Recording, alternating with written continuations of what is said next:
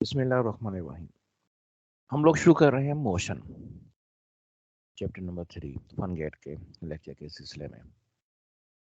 Motion का मतलब होता है कि जब कोई बॉडी अपनी पोजीशन को चेंज करती है विद रिस्पेक्ट टू सराउंडिंग्स, और रेस्ट अगर कोई बॉडी पोजीशन चेंज नहीं करती वो रेस्ट कहलाएगा। अब मोशन रेस्ट के बाद एक बार याद रखिएगा, ये मोशन और रेस्ट हमेशा रिलेटिव होते हैं, एब्सोल्यूट नहीं होते। यानी कि जब हम किसी बॉडी के रेस्ट या मोशन को चेक करते हैं तो किसी और बॉडी के रेफरेंस से चेक करते हैं या with respect to another body या सराउंडिंग्स चेक करते हैं। तो इसको हम कहते हैं रिलेटिव मोशन और रिलेटिव रेस्ट। एब्सोल्यूट मोशन, वही बॉडी मूव कर रही है, बाकियों के हिसाब से हम उसको नहीं देख रहे, ये पॉसिबल नहीं होता। मोशन का तभी हमें पता लगता है जो हम दूसरी बॉडी से पहली बॉडी को कंपेयर करते हैं। Distance and displacement. डिस्टेंस और डिस्प्लेसमेंट में से एक स्केलर क्वांटिटी है जो डिस्टेंस है, और डिस्प्लेसमेंट वेक्टर क्वांटिटी है। जो डिस्प्लेसमेंट है इसको शॉर्टेस्ट डिस्टेंस कह सकते हैं, हम कहते हैं बल्कि बिटवीन टू डेस्टिनेशन या पॉइंट्स। इसकी डायरेक्शन हमेशा पॉइंट ऑफ मोशन से पॉइंट ऑफ एंडिंग की जानिब होती है। जहाँ से मोशन स्टार्ट हुई वहां से लेकर जिधर बॉडी जा रही है उस तरफ उसकी डायरेक्शन होती है। अब डिस्टेंस असल में एक्चुअल पाथ लेंथ होता है, यानी हमने कितना असल में फासला तय किया है। अगर हम किसी एक बॉडी से दूसरी बॉडी की तरफ हम ट्रेवल करते हैं, एक पॉइंट से दूसरे पॉइंट तक ट्रेवल करते हैं किसी टेढ़े मेढ़े रास्ते के ऊपर, तो इसकी टोटल लंबाई पाथ लेंथ है। लेकिन जो स्ट्रेट लाइन डिस्टेंस होगा ये डिस्प्लेसमेंट कहलाएगा। तो यहां से एक बात समझ आती है, डिस्प्लेसमेंट की जो मैग्नीट्यूड है वो डिस्टेंस के इक्वल होगी अगर आप स्ट्रेट लाइन पर जा रहे हैं,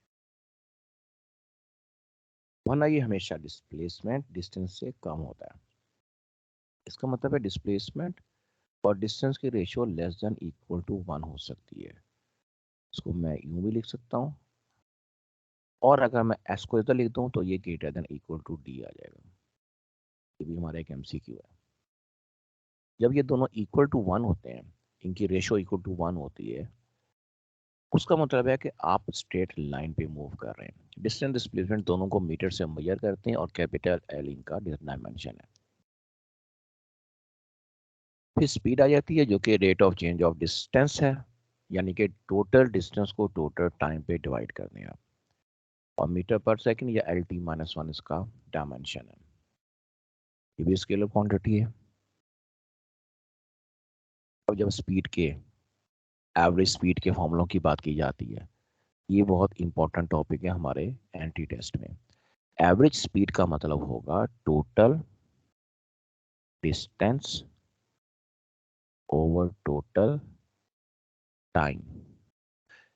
अब टोटल डिस्टेंस आपके पास d1 d2, यानी कि दो जगहों पे आप रुक के गए, ये d1 d2 d3 d4 भी हो सकता है, लेकिन हमने सिर्फ 2 के लिए कैलकुलेशन कर रहे हैं।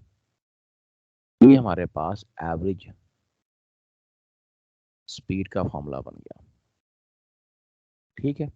अब डिस्टेंस का यानी कि s इज इक्वल टू हम पढ़ते हैं vt, तो d इज इक्वल टू भी vt हम बना लेंगे। d1 होगा v1 t1, d2 होगा v2 t2।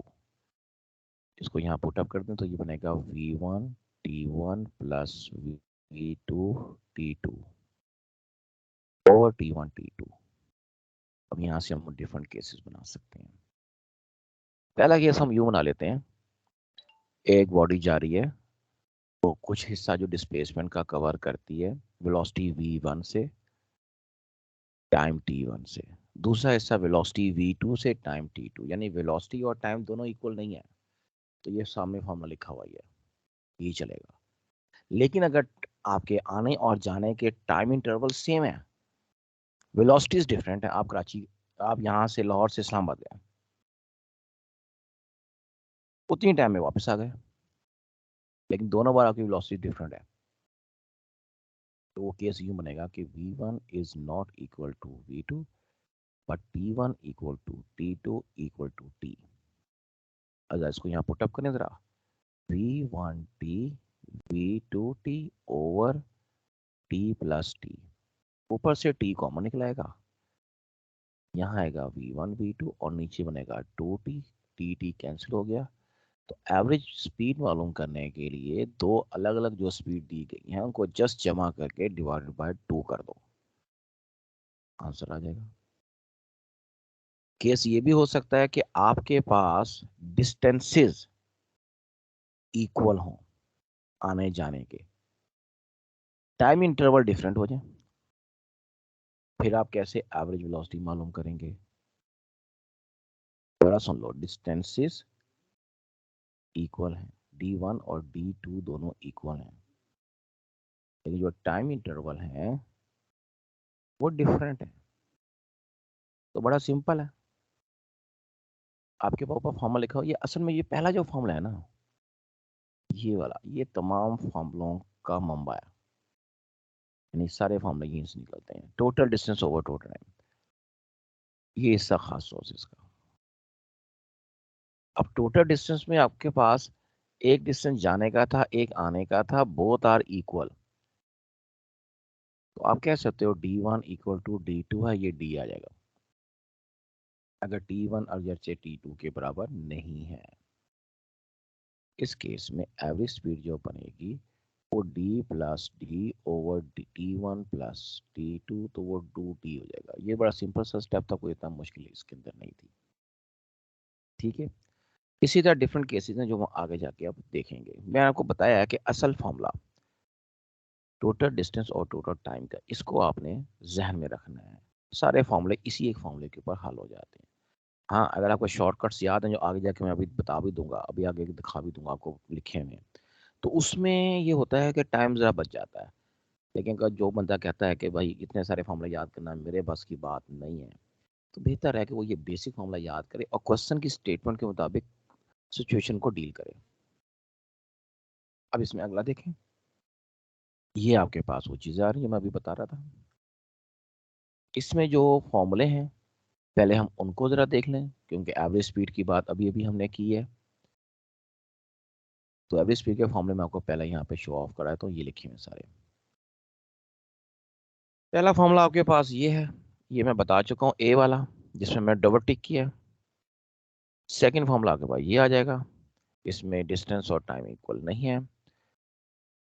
और उसके बाद ये तीसरा फॉर्मूला है जिसमें टाइम इंटरवल इक्वल होते हैं। और अगर आप डिस्टेंसेस को बिल्कुल इक्वल कर दें तो एक फॉर्मूला ये आ जाएगा। अच्छा, ये फॉर्मूला जो मैंने आपको बता भी दिया हुआ है, वो इस तरह से कि आपके पास इसमें दो किस्म की सिचुएशन चलती हैं। या तो डिस्टेंस में पता इक्वल है, डिस्टेंस दे दिया और टाइम दे दिया, लेकिन टाइम नहीं दिया, वेलोसिटी दे दी और डिस्टेंस इक्वल है, फिर क्या करेंगे? फिर थोड़ा सा इसको मॉडिफाई करना पड़ेगा, वो जो ऊपर फॉर्मूला बताया उसी को। वहां पे हमने क्या किया था, वी एवरेज निकाला था D1 D2 over T1 T2 था, डिस्टेंस मैंने कहा इक्वल है, ठीक है जी। हमने यहाँ D प्लस डी लगा दिया, नीचे अभी हमने लगाया T1 प्लस T2, पर डाटा में टाइम नहीं है।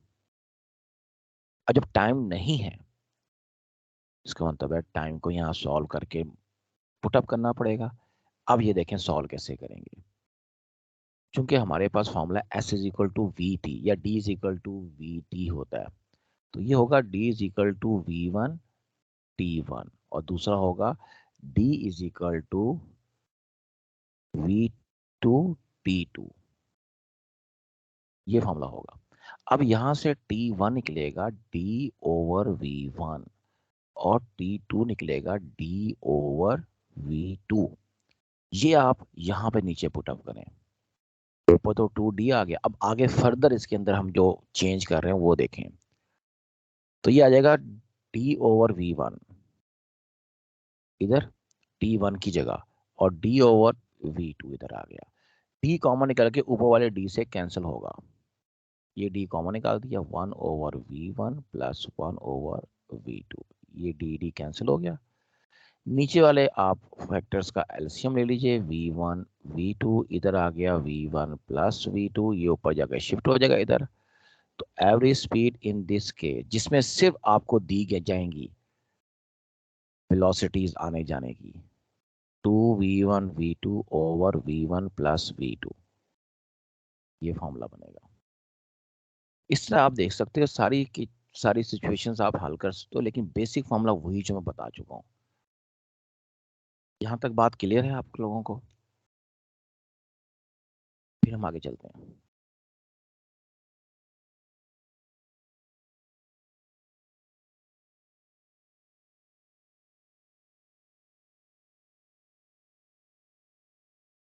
जी,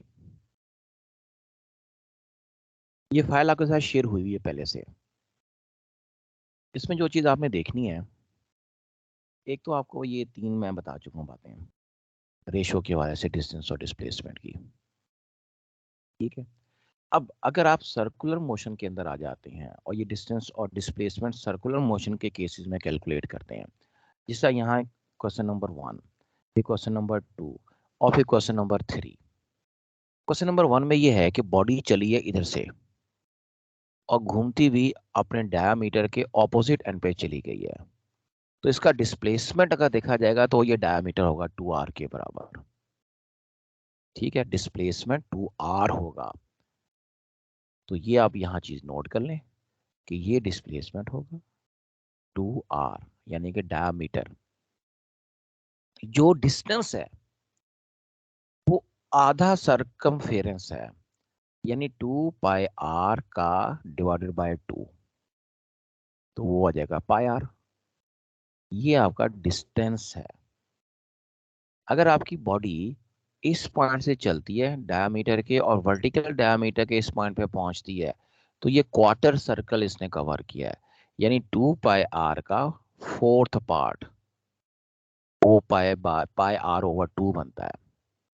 ये डिस्टेंस है इसका। अगर इसका डिस्प्लेसमेंट निकालना है तो वो ये स्ट्रेट लाइन निकलेगा जो मैं ये ब्लैक कलर से हाईलाइट कर रहा हूँ, जिसमें ये परपेंडिकुलर बनेगा ट्रायंगल का और ये बेस बनेगा जो रेडियस स्मॉल आर के इक्वल है। इसकी कैलकुलेशन अगर करनी होगी तो उसके लिए फॉर्मूला आपका पाइथागोरस थ्योरम लगाना पड़ेगा आपको, R square plus R square का अंडर रूट, जो अंडर रूट 2r आंसर आएगा इन दिस केस। ठीक है जी, ये बात नोट कर लें। इसी तरह का कोई बॉडी इधर से चलती है और 3/4 यहां से होती होती यहां तक पहुंचती है, तो डिस्टेंस तो उसका 2πr का 3/4 पोर्शन है, ये लिखा हुआ है इधर।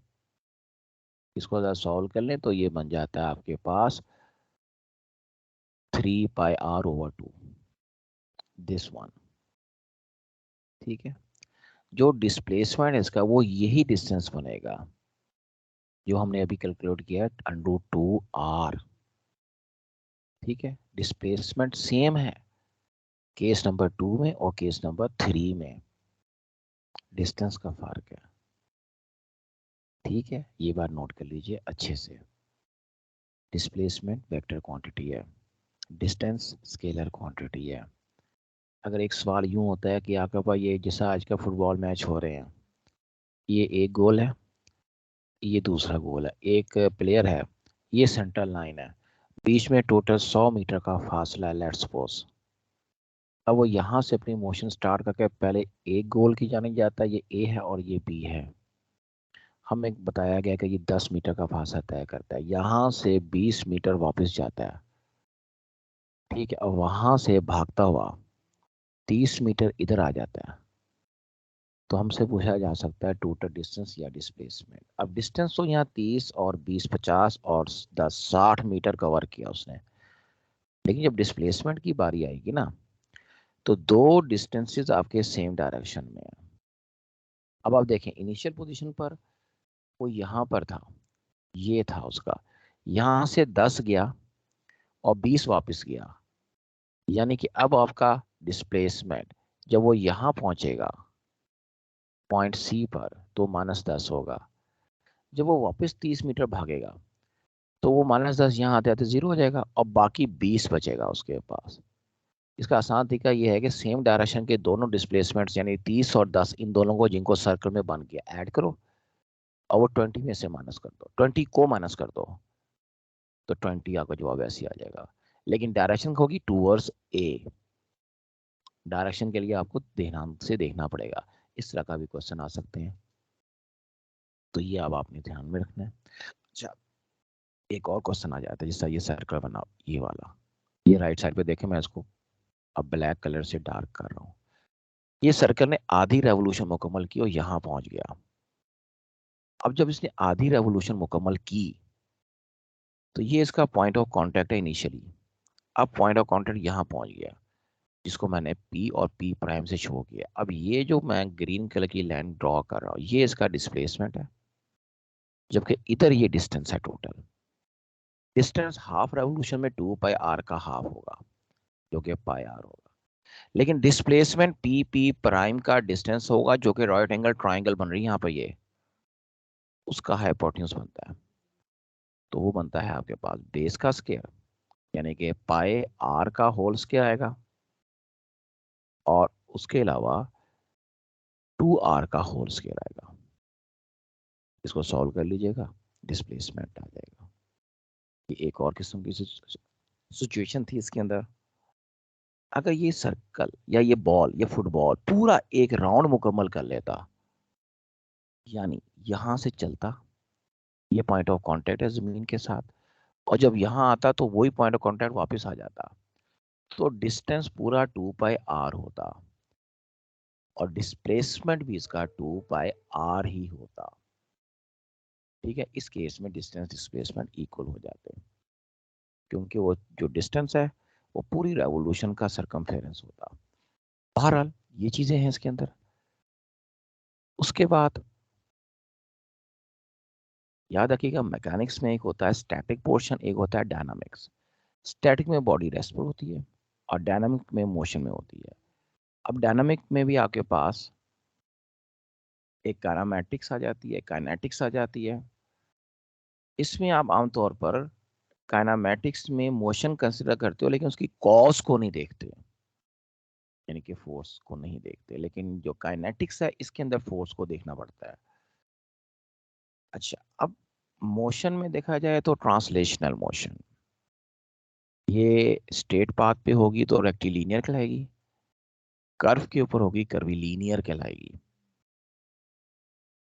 फिर आपके पास एक होती है सर्कुलर मोशन और एक होती है रोटेटरी मोशन। ये फर्क है सर्कुलर और रोटेटरी मोशन का। सर्कुलर मोशन किसी पॉइंट के गिर्द पूरी बॉडी घूमेगी, जिसके दौरान पूरी बॉडी का डिस्टेंस सेंटर से सेम रहेगा। रोटेशन में बॉडी अपने आप के गिर्द घूमती है और बॉडी के डिफरेंट पार्ट्स का डिस्टेंस पॉइंट ऑफ रोटेशन से डिफरेंट होता है। यानी जिसका पंखा रोटेट करता है अपने आप के गिर जाता है, ये रोटेशन है। इसी पंखे को आप उतारा छत से, आपने हाथ से पकड़ा, खुद किसी गोल चक्कर पे घूमना शुरू कर दिया। अब पंखे की मोशन सर्कुलर होगी आपके साथ साथ, या आप खड़े खड़े घूम जाएं, रोटेशन है। आप किसी बॉडी के गिर्द घूमे, सर्कुलर मोशन है। अर्थ जब सन के गिर्द घूमती है तो रोटेशन भी करती है और स्पिनिंग मोशन भी करती है। रोटेशन या स्पिनिंग मोशन भी करती है और सर्कुलर मोशन भी करती है। सर्कुलर मोशन अराउंड द सन होती है, जबकि स्पिन या रोटेशन अपने आप के गिर्द होती है। स्पिन या रोटेशन की वजह से दिन और रात आते हैं और सर्कुलर मोशन की वजह से ये मौसम आते हैं। हमसे जब सवाल किया जाता है तो उसमें एक्स वाई जी एक्सिस का जिक्र आ सकता है, और ये याद रखेंगे आप कि एक्स एक्सिस के लिए आपके पास यूनिट वेक्टर आई होता है, वाई के लिए जे और जी के लिए के। 3 पॉजिटिव होंगे तो 3 नेगेटिव एक्सिस भी हो सकते हैं, इस लिहाज से भी क्वेश्चन आ सकता है। ये थोड़ी सी आपको एग्जांपल्स यहाँ पे शो की गई हैं। ठीक है, अच्छा, इसके बाद जब आप बात करते हैं डिस्टेंस के हवाले से, मोशन फ्रॉम रेस्ट, उसके कुछ केसेस आएंगे हमारे पास, लेकिन उससे पहले हम 2-4 डेफिनेशन है, जैसा वेलोसिटी की डेफिनेशन है, rate of change of displacement, अब जब एक बॉडी मूव करती है यूनिफॉर्म वेलोसिटी से, तो इसका मतलब ये होता है कि वो डायरेक्शन तब्दील नहीं होगी, मैग्नीट्यूड तब्दील नहीं होगी, लेकिन पोजीशन चेंज होगी, यानी बॉडी का डिस्टेंस तब्दील हो रहा है। Velocity rate of change of displacement है, यानी डिस्प्लेसमेंट तब्दील होगा तो बॉडी में वेलोसिटी आती है, ठीक है। और डिस्प्लेसमेंट आपको डी से शो करते हैं, और इसका चेंज r2 माइनस r1 से, ये यहाँ लिखा हुआ भी है। अब वेलोसिटी वेक्टर क्वांटिटी है, स्पीड स्केलर क्वांटिटी है। इसमें बात याद रखिएगा, वेलोसिटी की एवरेज वैल्यू मालूम करनी होगा, वेलोसिटी की एवरेज। अभी हमने जो डिस्कस किया वो स्पीड की एवरेज वैल्यूज थी। इसमें आपके पास total displacement over total time आता है। डिस्टेंस ज्यादा होता है, टोटल डिस्प्लेसमेंट टोटल ज्यादा नहीं हो सकता, वो तो कम से कम होता है, इसलिए एवरेज वेलोसिटी कम होती है एवरेज स्पीड के मुकाबले में। ये पॉइंट याद रखिएगा।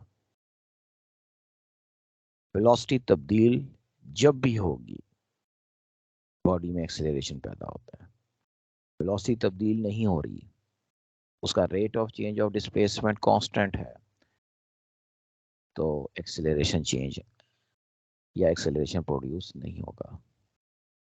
वेलोसिटी तब्दील कब कब हो सकती है, इसके 3 केस हैं।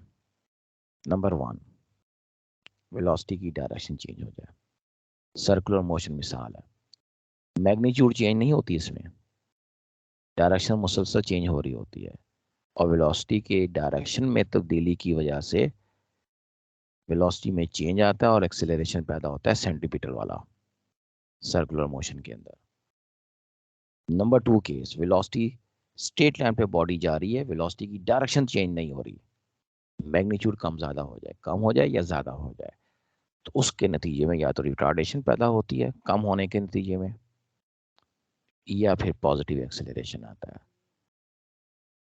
या फिर दोनों चीजें चेंज हो जाए। एक गाड़ी ने दूसरी को हिट कर दिया, उसकी डायरेक्शन भी चेंज होगी, वेलोसिटी भी चेंज होगी। तो इन 3 केसेस में से कोई सा एक भी अकर कर जाए, वेलोसिटी में चेंज आ जाएगा।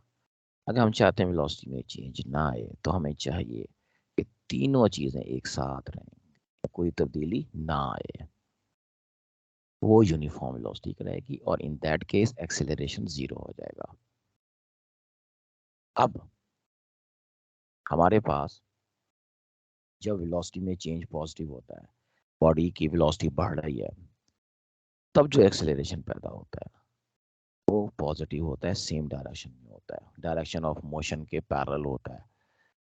उस वक्त जो बॉडी पे फोर्स लग रही है वो भी उसी डायरेक्शन में लग रही है जिस डायरेक्शन में बॉडी जा रही है, यानी force vector, velocity vector, acceleration vector और displacement vector are parallel in case of positive acceleration. लेकिन अगर नेगेटिव एक्सेलरेशन पैदा हो रहा है, तो इसका मतलब फोर्स कब लग रही है, ऑपोजिट डायरेक्शन लग रही है, ब्रेक की फोर्स लग रही है। एक्सेलरेशन भी ऑपोजिट डायरेक्शन में हो रहा है, लेकिन वेलोसिटी और डिस्प्लेसमेंट फॉरवर्ड हो रहे हैं।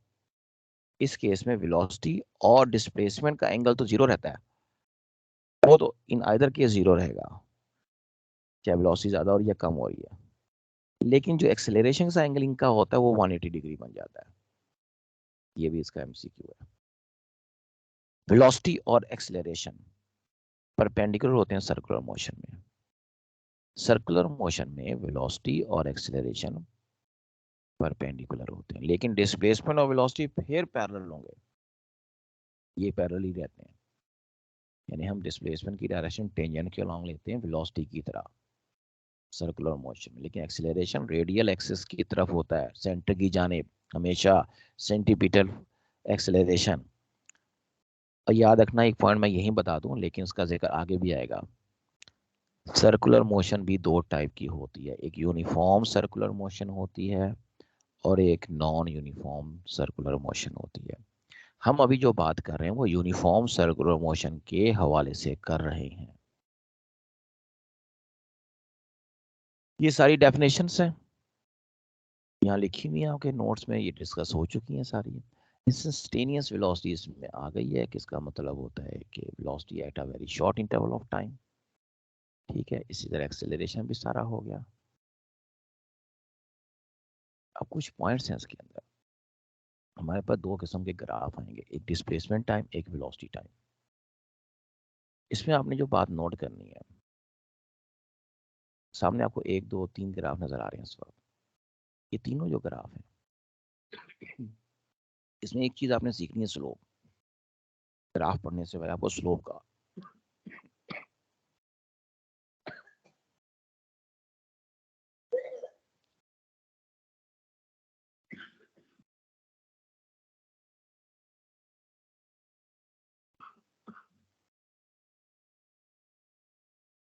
जी स्लोप का आइडिया होना चाहिए। इसका मतलब ये है कि स्लोप हमारे पास क्या है, ये आपके पास वाई एक्सिस है, ये एक्स एक्सिस है, और ये एक लाइन है which is making angle theta. अब ये जो एंगल मैंने बनाया ना इसका एंटी क्लॉकवाइज, ये पॉजिटिव एंगल है, इसकी स्लोप भी पॉजिटिव होगी। स्लोप का मतलब होता है टेंजेंट थीटा को बोलेंगे, ये आपने मैथ में सबने पढ़ा हुआ है। टेंजेंट थीटा स्लोप होगी, ठीक है, और इस केस में ये स्लोप पॉजिटिव है। लेकिन यही लाइन आपकी यूं होती और एंगल इधर से बन रहा होता क्लॉकवाइज, तो ये जो स्लोप होती है आपकी, ये नेगेटिव हो जाती, टेंजेंट थीटा नेगेटिव होती। तो ये याद रखिएगा कि स्लोप आपके पास जो टेंजेंट है, अगर अगर वन फिगर के मुताबिक बन रहा है कर्व के ऊपर भी, तो उसकी स्लोप पॉजिटिव है। लेकिन tangent on the graph second figure के मुताबिक बन रहा है, तो स्लोप नेगेटिव है। अब इसमें आप देख सकते हैं, अगर आपके पास एक ग्राफ इस शक्ल का है, स्लोप पॉजिटिव, ये मैं पॉजिटिव स्लोप के ग्राफ ड्रॉ कर रहा हूं। अगर आपके पास ग्राफ इस किस्म का है, ये भी पॉजिटिव स्लोप, ठीक है, लेकिन इंक्रीजिंग, ये है पॉजिटिव स्लोप है और इंक्रीजिंग है। इसमें अगर स्लोप ये है, तो ये भी पॉजिटिव है लेकिन डिक्रीजिंग है। ये पॉइंट आपको अभी से क्लियर हो जाना चाहिए, पूरी बुक में आपको फायदा रहेगा। और ये पहला पॉजिटिव स्लोप है पर कांस्टेंट स्लोप है। तो कांस्टेंट स्लोप का ग्राफ आपको पता लग गया, तीनों शेप्स पता होनी चाहिए। इसी तरह जब मैं इसको बात करूंगा नेगेटिव स्लोप के हवाले से, उसके भी मेरे पास तीन ग्राफ आएंगे। एक तो ये होगा, इसे कहेंगे नेगेटिव स्लोप और कांस्टेंट, ठीक है। अगर आपके पास ये ग्राफ आ रहा है इस तरह का, तो ये नेगेटिव स्लोप है लेकिन जो डिक्रीज कर रही है, नेगेटिव स्लोप डिक्रीजिंग। और अगर ग्राफ इस तरह का है, तो ये भी नेगेटिव स्लोप है, नेगेटिव स्लोप है, इंक्रीजिंग है। ये ग्राफ्स के मुतालिक आपको सारी मालूमात होनी चाहिए। अभी मैंने ये नहीं लिखा कि एक्स एक्सिस पर क्या है, वाई एक्सिस पे क्या है। एक्स एक्सिस पे डिस्प्लेसमेंट हो सकता है, और वाई एक्स एक्सिस के ऊपर टाइम होगा ज़्यादातर, और वाई एक्सिस पे या तो डिस्प्लेसमेंट होगा या वेलोसिटी होगा। अगर डिस्प्लेसमेंट टाइम ग्राफ है तो हमें वेलोसिटी की इंफॉर्मेशन देगा, डिस्टेंस टाइम ग्राफ स्पीड की इंफॉर्मेशन देगा, और इसी तरह आपका वेलोसिटी टाइम ग्राफ एक्सेलरेशन की आपको इंफॉर्मेशन देगा। जैसा यहाँ पर आप देखें वेलोसिटी टाइम ग्राफ तीन बने हुए हैं 1 2 3 में, ये राइट लेफ्ट साइड पर। इसमें ये पहला ग्राफ यूनिफॉर्म एक्सेलरेशन है, एक्सेलरेशन पॉजिटिव है क्योंकि स्लोप पॉजिटिव है, और वेलोसिटी यूनिफॉर्मली चेंज हो रही है। दूसरे में जीरो एक्सेलरेशन है क्योंकि स्लोप जीरो है, वेलोसिटी कांस्टेंट है। तीसरे में स्लोप पॉजिटिव है, एक्सेलरेशन पॉजिटिव है लेकिन इंक्रीजिंग है, तो ये वेरिएबल एक्सेलरेशन है। जब आपको बात समझ आ गई होगी कि मैं ये स्लोप्स क्यों सिखा रहा था आपको। नीचे देखें, अब ये ग्राफ आ गया नेगेटिव है और डिक्रीजिंग आपके पास स्लोप है। इसी तरह ये नेगेटिव लेकिन कांस्टेंट है। अगर आप इनके डिस्प्लेसमेंट्स की बात करते हैं, डिस्प्लेसमेंट टाइम ग्राफ, तो उसके भी इसी तरह ग्राफ आएंगे।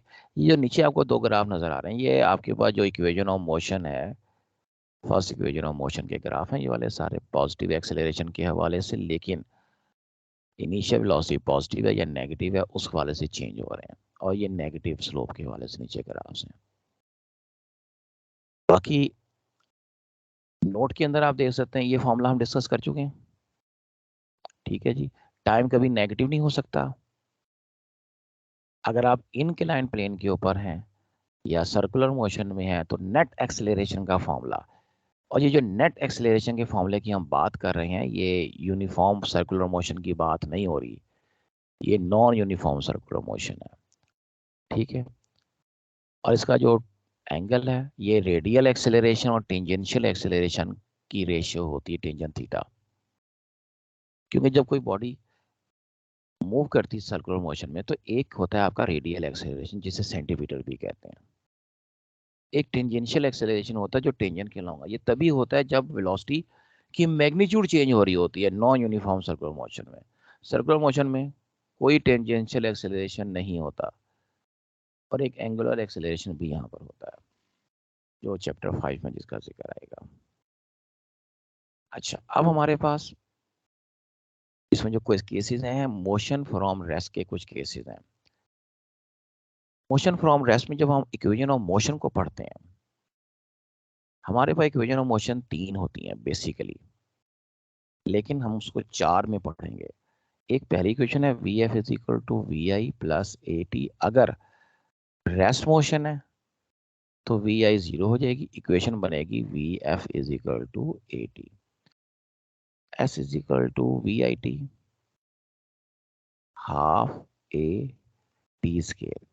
और जब वी आई 0 करोगे रेस्ट के लिए S is equal to half A T square, two A S is equal to V F square minus V I square. V I आप 0 करते हैं मोशन फ्रॉम रेस्ट में तो ये आ जाएगा वी एफ स्केयर 2s। और आखिरी इक्वेशन इसमें है we I plus V F over 2 into T. ये इक्वेशन तब लगाई जाती है जब एक्सेलरेशन मौजूद ना हो, हमें डिस्टेंस मालूम करना पड़े। इसमें भी फ्रॉम रेस्ट अगर आप इन्वॉल्व करते हैं तो S is equal to 1/2 V F T formula बनता है। अच्छा, ये इक्वेशन फ्री फॉल में ए की जगह जी आएगा और जी का मतलब 10 आएगा, तो ये बन जाएंगी equations V F is equal to ji T, यहाँ हाइट कर लें ऐसे ही रहने दें 1/2 जी टी स्केयर, इसको मैं 5t स्केयर भी लिख सकता हूँ, 2g s वी स्केयर लिख देते हैं खाली आमतौर पर, या 20s is equal to V square या वी एफ स्केयर लिख लें आप अपनी आसानी के लिए। और लास्ट वन बनता है आपके पास, चूंकि उसमें एक्सेलरेशन है ही नहीं तो वो सेम ही फॉर्मूला रहता है 1/2 वी एफ टी। अच्छा, यहाँ पे दो चीजें आती हैं जो आपको याद होनी चाहिए ज़बानी। वो ये कि जब एक बॉडी ऊपर से नीचे फॉल करती है तो वो 1 सेकंड बाद कितना फासला तय करेगी, 2 सेकंड के बाद कितना फासला तय करेगी, 3 सेकंड के बाद कितना फासला तय करेगी, ये हमारे बाकायदा न्यूमेरिकल प्रॉब्लम्स हैं ऊपर से नीचे आते हुए फ्री फॉल में।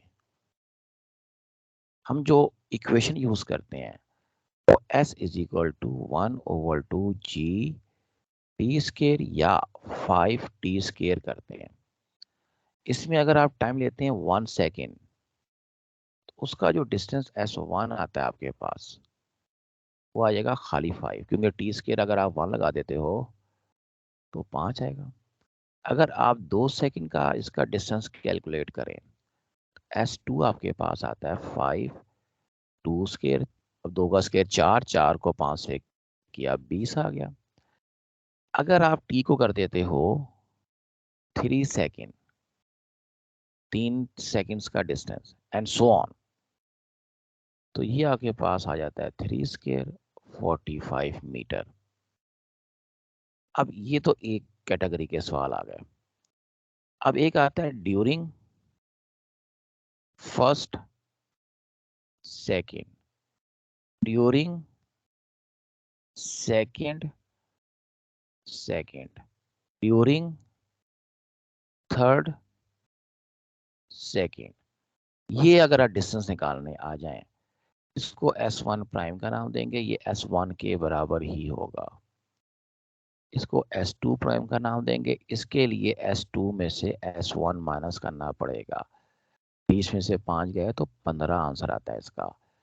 और ये तीसरा S3 प्राइम देंगे, इसके लिए S3 में से S2 माइनस करना पड़ेगा, 45 में से 20 जाएगा तो ये आ जाएगा 25।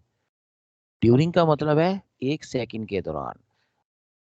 ड्यूरिंग सेकंड, सेकंड का मतलब है जहां 1 सेकंड खत्म होता है वहां से लेकर जहां तीसरा सेकंड शुरू होने लगा वहां तक का डिस्टेंस। जबकि इन 2 सेकंड का मतलब होता है पहले सेकंड का डिस्टेंस और दूसरे सेकंड का उसमें शामिल है। इन 3 सेकंड का मतलब है तीनों सेकंड्स का टोटल डिस्टेंस। जबकि ड्यूरिंग थर्ड सेकंड का मतलब सिर्फ तीसरे सेकंड का डिस्टेंस लेना है, बाकी दो की को डिस्कस नहीं करना। अब इनकी रेशियो का क्वेश्चन आ जाता है, तो S1 ratio S2 ratio S3, ये बनता है 5, 20, 45। इसको 5 पे डिवाइड कर दो तो 1, 4, 9 आंसर आता है रेशियो का। ये बड़ा मशहूर सवाल है इसका। यहाँ की रेशियो देख लेते हैं, S1 prime S2 prime ratio ratio S3 prime, तो ये आता है 5, 15, 25, तो ये 1, 3, 5 आता है। ठीक है, इसका जो मुतलका क्वेश्चंस हैं वो मैं आपको यहाँ दिखा देता हूँ ताकि आपको उनका पता लग जाए क्वेश्चन आपका किस किस्म का आएगा।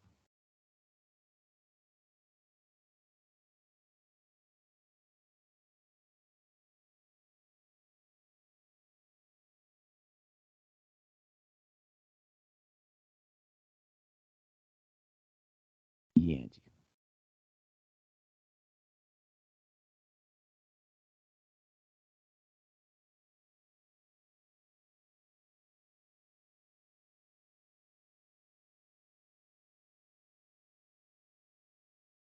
अब यहाँ नोट करें,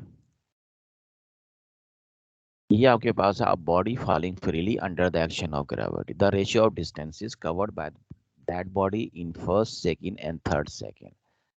अब ये 135 इसका आंसर है, लेकिन इसको सॉल्व करने के लिए एक ये भी फॉर्मूला यूज होता है शॉर्टकट, ये नोट कर लें आप लोग। S N is equal to 1/2 G 2n-1। n का मतलब वो पर्टिकुलर सेकंड है जिसके दौरान आपने डिस्टेंस निकालना है। फर्स्ट सेकंड है तो n1 है, सेकंड सेकंड है तो n2 है, थर्ड सेकंड है तो n3 है, एंड सो ऑन। ये नोट कर लें। और नीचे ये सारा सोल्यूशन मैं आपको पहले ही करा चुका हूँ, अभी मैंने बकायदा इसका असल सोल्यूशन करा दिया है, ये शॉर्टकट के जरिए हल हुआ होगा। इसी तरह ये 25th एक क्वेश्चन है, यहाँ पर देखें, इसमें ऑब्जेक्ट को फॉल कराया गया फ्रीली, और इसमें 1 सेकंड, 2 सेकंड और 3 सेकंड्स का डिस्टेंस की जो रेशियो है उसकी उसका आंसर निकालना है। हाफ जी टी इसके आंसर निकाला है, फॉर्मूला यूज किया, और 1 सेकंड में 1 लगा दिया, टी की जगह 2 में 2 लगा दिया, 3 में 3, और टोटल डिस्टेंस निकालना है। ये S1 अब आप देख सकते हैं, मैं टिक करता हूँ, ये और ये हमने पहले कैलकुलेट कर लिया, और ये इनकी रेशियो 149। ठीक है, ये अब आप नोट कर लीजिए, आपके ये बड़े मशहूर क्वेश्चन है इस तरह के। वापस चलते हैं जरा अपने लेक्चर पर। ये बातें मुकम्मल हो गई हमारी। अब हम चलते हैं जरा थोड़ा सा ग्राफ्स का पोर्शन है, अगरचे मैं सारा आपको ये बता चुका हूँ।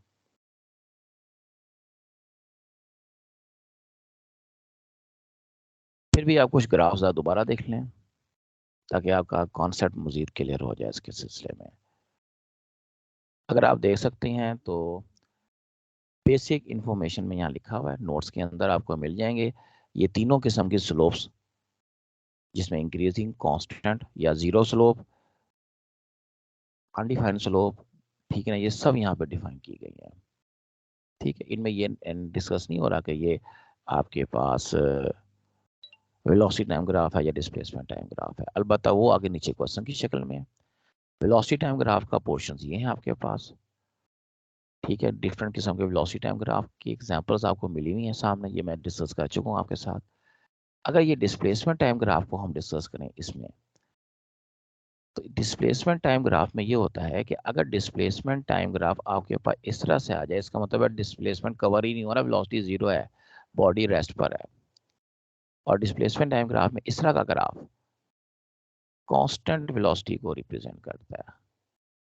और डिस्प्लेसमेंट टाइम ग्राफ में इस तरह का ग्राफ ऐसी बॉडी को शो करता है जिसको आपने ऊपर फेंका है और वो ऊपर से नीचे आई है। यानी कि जब आप बॉडी को नीचे से ऊपर फेंकें तो आपका नीचे से ऊपर जाते हुए ग्राफ की शेप ये होती है और ऊपर से नीचे आते हुए शेप ये होती है। डिस्प्लेसमेंट टाइम की बात हो रही है, ये आपको पता होना चाहिए। इसी का कॉरस्पॉन्डिंग वेलोसिटी टाइम ग्राफ अगर आ जाता, ये आपकी बुक में बना हुआ है, इस तरह की शेप आएगी, ये वेलोसिटी टाइम होगा फ्री फॉल बॉडी के लिए जिसको अपवर्ड थ्रो किया गया है। ये इसकी इनिशियल वेलोसिटी है और ये इसकी यहाँ पर फाइनल वेलोसिटी है, हाथ में जब बॉडी वापस आती है। और ये वेलोसिटी है 0 एट टॉप पोजीशन, बॉडी रुक जाती है थोड़ी देर के लिए। ठीक है, ये आप नोट कर लें। इसके बाद जब भी आप किसी बॉडी को फेंकेंगे उसका जो एक्सेलरेशन ड्यू टू ग्रेविटी हमेशा हमेशा हर पोजीशन के लिए नीचे की तरफ ही एक्ट करेगा। सो ये एक मकाम है टॉप पोजीशन जिसमें एक्सेलरेशन ड्यू टू ग्रेविटी आपकी वेलोसिटी के साथ 90 डिग्री बनाता है। मतलब फ्री फॉल में एक्सेलरेशन कांस्टेंट रहता है क्योंकि वो ड्यू टू ग्रेविटी होता है और डाउनवर्ड रहता है हमेशा। ठीक है, अच्छा जी, नेक्स्ट इसके अंदर सेकंड लॉ ऑफ मोशन के डिफरेंट केसेस। असल में लॉज ऑफ मोशन आएंगे फर्स्ट सेकंड थर्ड लॉ, आपको आगे नोट्स में मिल जाएंगे। लेकिन इसमें ये याद रखिएगा थोड़ा सा कि अगर हम सेकंड लॉ की बात करने लगे हैं तो F is equal to M A इसकी शेप है, फॉर्मूला है। अगर मास कांस्टेंट करते हैं तो ये रेशियो एक्ट करेगी, फोर्स कांस्टेंट करते हैं तो ये रेशियो आएगी, यानी कि एक्सेलरेशन और मास का इनवर्स रिलेशन। एक्सेलरेशन कांस्टेंट कर दें तो फोर्स और मास का डायरेक्ट रिलेशन के हिसाब से ये आपकी रेशियो बनेगी। एक चीज, दूसरी चीज, एक बॉडी पे लग रही है दो फोर्सेस, एक राइट पे लग रही है एक लेफ्ट पे लग रही है, ये नेट फोर्स 0 है। लेकिन एक छोटी एक बड़ी होती तो नेट फोर्स 0 ना होती। ठीक है ना। अभी इस केस में जैसा 10 न्यूटन राइट पे है 4 न्यूटन लेफ्ट पर है तो नेट फोर्स 6 है, 10 में से 4 निकालना पड़ेगा और उसको मैं मास पे डिवाइड करूंगा तो मेरे पास नेट एक्सेलरेशन आएगा। सवाल यूं भी आ सकता है कि एक बॉडी ये है दूसरी के साथ चिपकी भी है, तो इस केस में आपका जो नेट मास है वो इन दोनों का सम है, m1 प्लस m2 लेके चलना है। जो एक्सेलरेशन m1 में है वही m2 में होगा। अच्छा, अगर आप ये देखो इस केस में एक 6 न्यूटन की फोर्स है एक 3 न्यूटन की फोर्स है, ऊपर लग रही है 90 डिग्री के ऊपर 4 न्यूटन की, तो 6 और 3 का जो सम है वो 3 न्यूटन होगा राइट की तरफ, और इसके साथ आप 4 न्यूटन यहाँ मिलाओगे तो ये आपका नेट फोर्स इधर आएगी, 3 का स्केयर 4 का स्केयर अंडरूट तो वो 5 न्यूटन बनती है। ये यहाँ पे कैलकुलेशन हुई हुई है। इसको अगर आप वेक्टर के साथ करना चाहें तो इस तरह से कर सकते हैं, डायरेक्ट भी हो रहा है। 3 लॉज हैं आपके पास, first second third law. Second law तो मैं डिस्कस कर चुका हूँ आपके साथ। फर्स्ट लॉ ये होता है कि बॉडी का एक्सेलरेशन 0 होगा, यानी नेट फोर्स 0 होगी बॉडी पे लगी हुई। थर्ड ये होता है कि एक्शन और रिएक्शन इक्वल इन मैग्नीट्यूड होंगे, ऑपोजिट डायरेक्शन होंगे। एक्शन रिएक्शन एक दूसरे को कैंसिल नहीं करते, डिफरेंट बॉडीज पे लगते हैं, इस वजह से दोनों डिफरेंट बॉडीज पे लगते हैं, एक्शन और रिएक्शन। एक्शन अगर फर्स्ट बॉडी का है और सेकंड पे लग रहा है फिर तो सेकंड का रिएक्शन फर्स्ट पे एक्ट करेगा, इसलिए ये एक दूसरे को कैंसिल आउट नहीं करते। मैथमेटिकल आंसर इनका फिर भी 0 होता है लेकिन एक्चुअली ये कैंसिल नहीं करते। ठीक है, मैस मेजरमेंट ऑफ इनर्शिया है। इनर्शिया वो प्रॉपर्टी है किसी भी मटेरियल बॉडी की जिसकी वजह से वो बॉडी अपनी रेस्ट या यूनिफॉर्म मोशन को बरकरार रखने की कोशिश करता है। रेस्ट वाली बॉडी चाहेगी मैं रेस्ट पर रहूं और मोशन वाली बॉडी चाहेगी मोशन करती रहूं। इनर्शिया एक प्रॉपर्टी है, इसको मेजर मैस के जरिए किया जा सकता है। मैस इनर्शिया नहीं है, मेजरमेंट ऑफ इनर्शिया है। यानी मैस ज्यादा इनर्शिया ज्यादा, मैस कम इनर्शिया कम। इनर्शिया रेजिस्टेंस है, असल में रेजिस्टिव प्रॉपर्टी है। जब भी आप किसी बॉडी की मोशन में कोई तब्दीली लाने की कोशिश करेंगे तो जितनी रेजिस्टेंस ऑफर करती है उसको उसका इनर्शिया कहते हैं। मैस ज्यादा होगी रेजिस्टेंस ज्यादा होगी, मैस कम होगी रेजिस्टेंस कम होगी।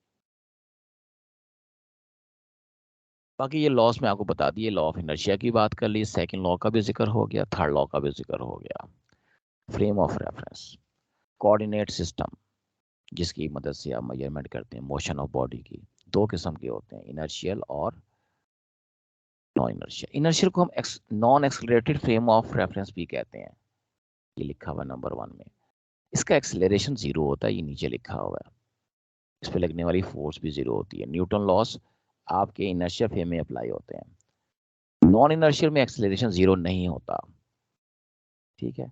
अच्छा, अब कुछ फॉर्मूले हैं, कुछ छोटे छोटे रिलेशंस हैं कि अगर आपकी कोई बॉडी अपवर्ड मूव करती है तो याद रखेगा ऊपर जाके वेलोसिटी हमेशा 0 हो जाती है। इनिशियल वेलोसिटी v ले लें तो ये आपकी हाइट का फॉर्मूला, ये आपके टाइम का फॉर्मूला, और टोटल टाइम ऑफ फ्लाइट का formula. Total time of flight का मतलब जिस वेलोसिटी से ऊपर गए उसी से और वापस आएंगे, 2v/g।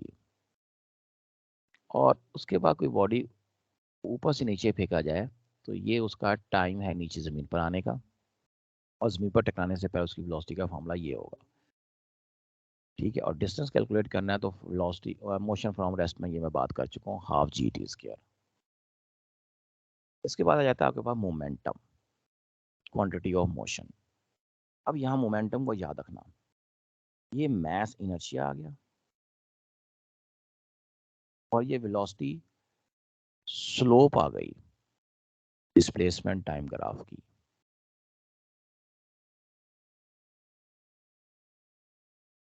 ग्राफ, इसका मतलब है slope of displacement time graph और इनर्शिया या मेजरमेंट ऑफ द इनर्शिया का जो प्रोडक्ट है वो मोमेंटम है या क्वांटिटी ऑफ मोशन है। ये इस तरह भी वो आपका एमसीक्यू बन के आ सकता है, बल्कि आया हुआ भी आपके टेस्ट में। आगे इसका यूनिट है किलोग्राम मीटर पर सेकंड या newton second. Second law of motion को मोमेंटम से रिलेट किया जाए तो applied force rate of change of momentum के इक्वल होती है। ठीक है। एक्सेलरेशन आपको पता ही है, V F minus V over delta T है। वैल्यू पुटअप करके हल कर सकते, जरूरत नहीं है, फॉर्मूला पता होना चाहिए। अगर इसी टाइम को इधर लाके मल्टीप्लाई कर दो तो जो क्वांटिटी बनेगी फोर्स इंटू टाइम, ये कहलाती है impulse. Impulse change in momentum है, इसका यूनिट मोमेंटम के इक्वल होता है। ये बताता है effect of force. Impulse effect of force बताता है। इम्पल्स उस बॉडी में होगा जिसमें चेंज आ रहा है वेलोसिटी के अंदर, जिसका मोमेंटम तब्दील हो रहा है। जो कांस्टेंट वेलोसिटी जा रही है उसमें कोई इम्पल्स नहीं होता। तो इसका मतलब हर मूविंग बॉडी में इम्पल्स नहीं होता, एक्सेलरेटेड या डिसलरेटेड बॉडी में इम्पल्स होता है। क्योंकि हर मूविंग बॉडी में यूनिफॉर्म वेलोसिटी वाली बॉडी भी तो शामिल है। तो यूनिफॉर्म वेलोसिटी वाली बॉडी में इम्पल्स नहीं होता, क्योंकि उनका चेंज इन मोमेंटम ही 0 हो जाता है। तो इम्पल्स चेंज इन मोमेंटम के इक्वल है। उसके बाद आपके पास जो चीजें आती हैं, एक ये न्यूमेरिकल, ये इम्पल्स वाला तो मैं आपको बता दिया है। ठीक है। इसमें ये वाला जो न्यूमेरिकल है, बॉडी जा रही है दीवार से टकरा के वापस पलट रही है, जाते हुए उसकी वेलोसिटी v है, आते हुए -v होगी। तो चेंज इन वेलोसिटी -2v बनेगा, और चेंज इन मोमेंटम -2mv बनेगा। ये बात नोट करने वाली है। ये वैसे प्रेशर ऑफ गैस में पार्टिकल, गैस पार्टिकल के लिए हमने किया हुआ है, और वाटर जो है फ्लो की फोर्स उसमें भी किया हुआ है। उसके बाद आपके पास एक बहुत इंपॉर्टेंट रिजल्ट है। स्मॉल जी का मतलब होता है 10 मीटर पर सेकंड स्क्वायर, यानी इसकी जो वेलोसिटी है वो 10 मीटर पर सेकंड है, और एक सेकंड में ये चेंज हो, हर सेकंड में जो चेंज आ रहा है वो 10 मीटर पर सेकंड का आ रहा है फ्रीली फॉलिंग बॉडी में। वेलोसिटी का रेट ऑफ चेंज जो है, उसमें वेलोसिटी का चेंज फॉर एवरी सेकंड के लिए 10 मीटर पर सेकंड है। इसलिए एक्सेलरेशन कांस्टेंट 10 मीटर पर सेकंड स्क्वायर रहता है। ये छोटी सी इंफॉर्मेशन है, आपको याद रहनी चाहिए। ठीक है जी।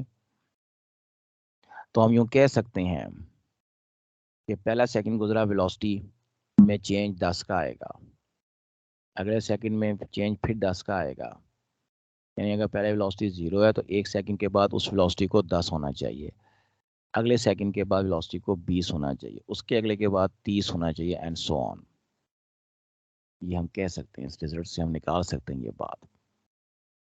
Law of conservation of momentum क्या कहता है कि मोमेंटम आइसोलेटेड सिस्टम का कांस्टेंट रहता है। आइसोलेटेड का मतलब इस पर कोई फोर्स ना लग रही हो। ये अब देखें, छोटा सा आपका प्रूफ यहाँ हम कर सकते हैं। F is equal to delta P over delta T है। मैं F को 0 कर देता हूँ, तो ये डेल्टा पी डेल्टा टी 0 हो जाएगा। यहाँ से डेल्टा टी 0 आएगा। डेल्टा टी होता है final momentum minus initial momentum, equal to 0, तो ये फाइनल और इनिशियल साबित हो गए बराबर। ठीक है। अच्छा, अब यहाँ पे कुछ केसेस हैं।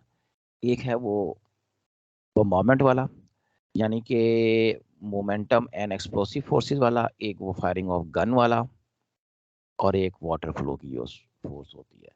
ये तीन छोटे छोटे रिजल्ट्स हैं, आपको आने चाहिए। इसमें सिर्फ इतना ही पता होना चाहिए आपको कि जब एक बम एक्सप्लोड करता है, अगर वो बम को आपने दस्ती बम में फेंका है और उसके बाद वो एक्सप्लोड हुआ है, तो इनिशियल मोमेंटम उसका mv है, फाइनल m1v1 प्लस m2v2।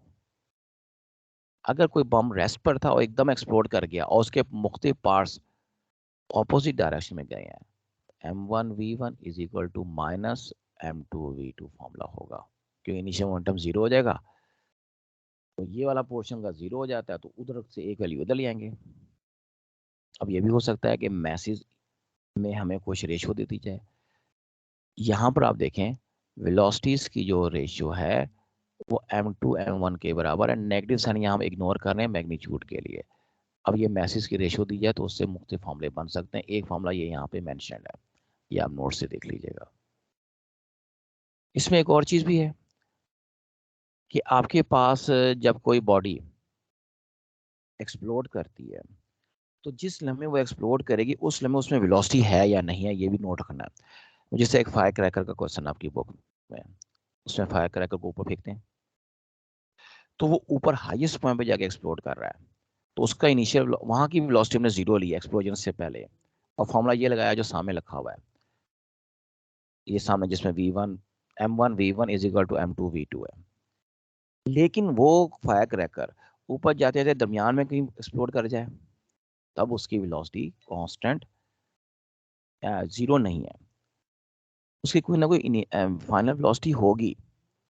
उस केस में वो फाइनल वेलोसिटी मालूम करनी पड़ेगी, पीछे की मोशन हम पढ़ के आए हैं, और वो वेलोसिटी कैपिटल एम वी की जगह यहाँ लगेगी, और फिर पार्ट्स की वेलोसिटी हम निकाल के न्यूमेरिकल सॉल्व कर सकते हैं। एक होता है ये कॉमन वेलोसिटी, दो बॉडी आ रही हैं, टकराई और स्टिक टुगेदर हो गई। ये केस वैसे इनइलास्टिक कोलिजन का है, लेकिन इसी लॉ से ऑफ कंजर्वेशन मोमेंटम से सॉल्व करते हैं हम।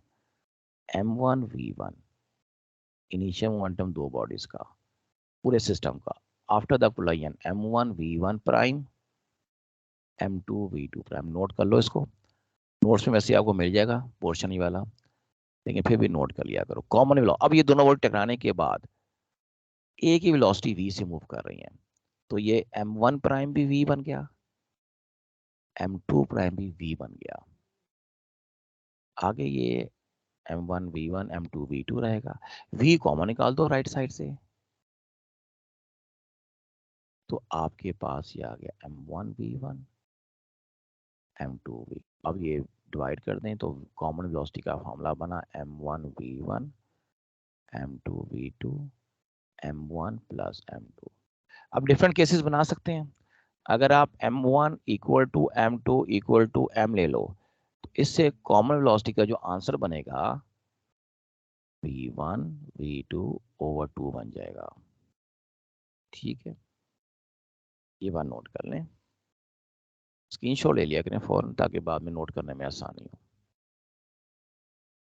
यहाँ तक कोई मसला है तो बताइए।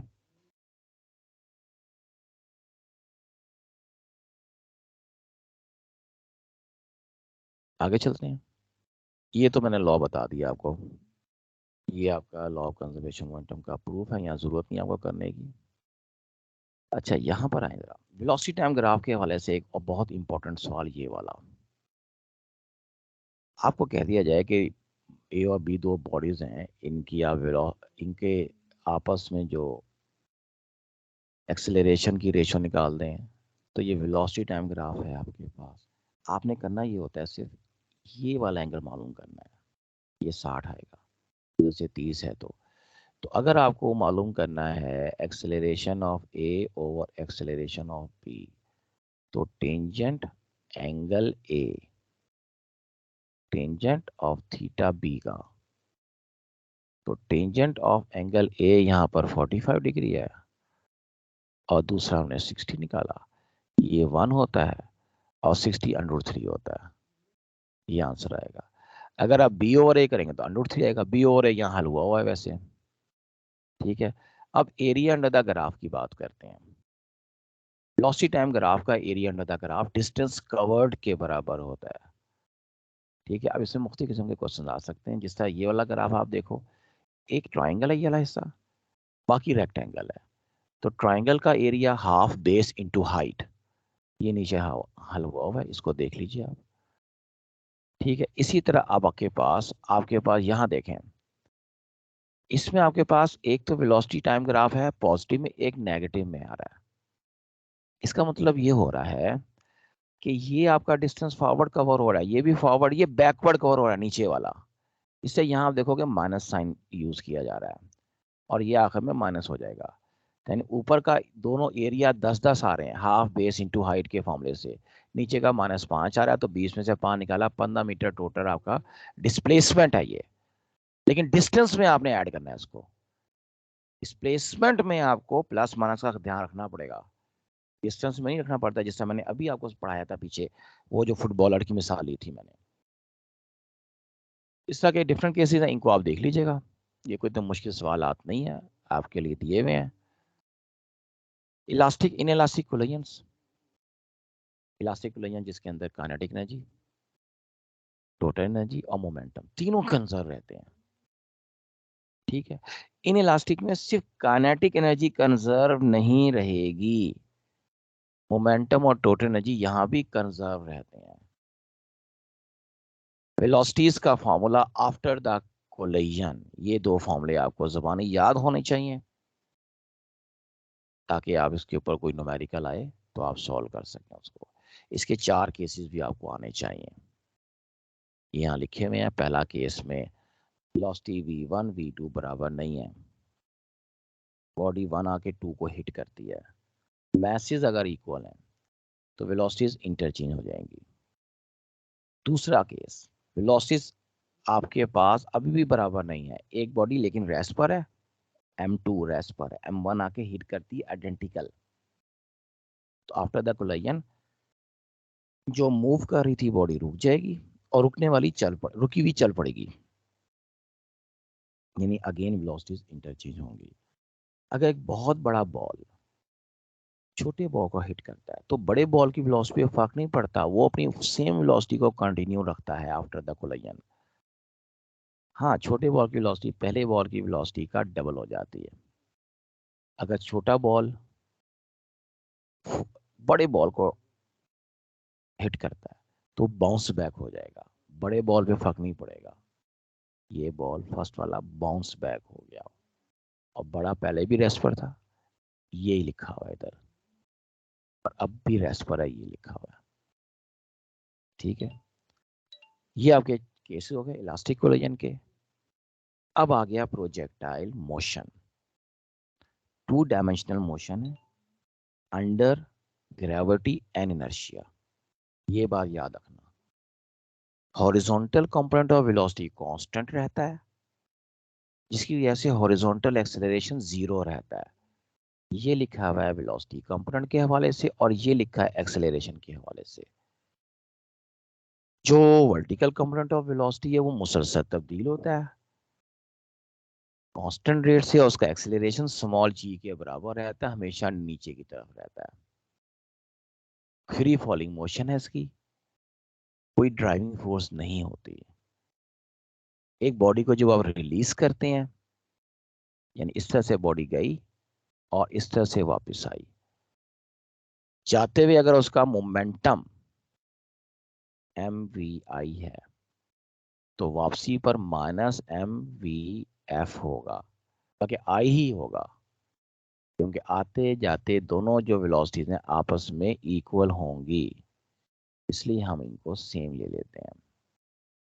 और ये आपका प्रोजेक्टाइल मोशन बन गया, यानी वही केस बनेगा आपके पास। अच्छा, ये भी याद रखिएगा, ये जो मैं बात कर रहा हूँ ये वाई कंपोनेंट के हवाले से हो रही है, सिर्फ एक्स कंपोनेंट के हवाले से नहीं हो रही। क्यों? एक्स कंपोनेंट तो कांस्टेंट है, तो कांस्टेंट है तो एक्स डायरेक्शन में मोमेंटम का चेंज जीरो होगा, ये लिखा हुआ है।